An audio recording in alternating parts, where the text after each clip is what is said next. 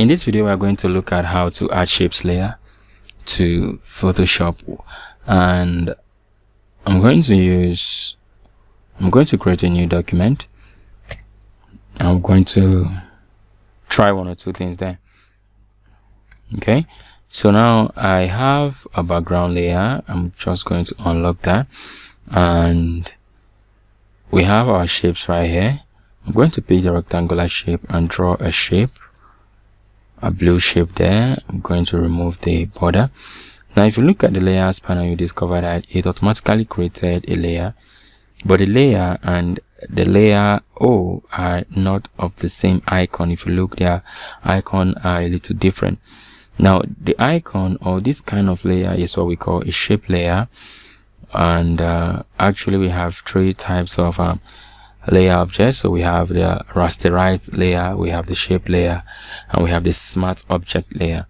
Okay, now for the shape layer and the smart object layer, they don't tend to reduce in properties, or they don't tend to reduce in properties when you transform them.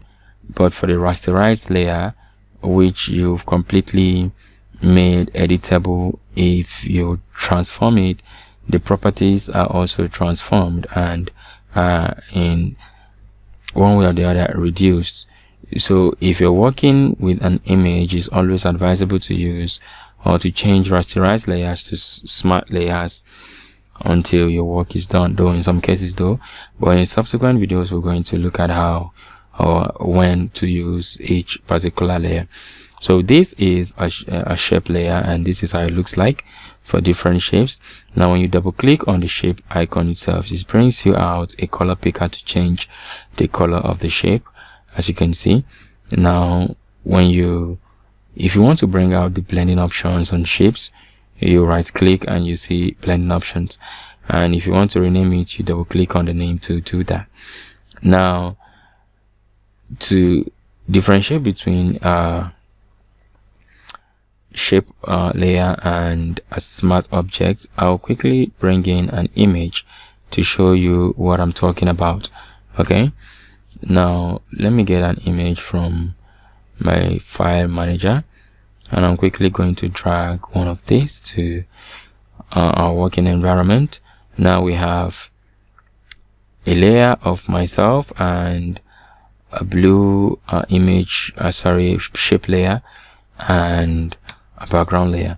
Now if you look at the three, they have three different icon. Now this is the rasterized layer, this and this are not rasterized. Now this is a smart object, and this is a shape layer.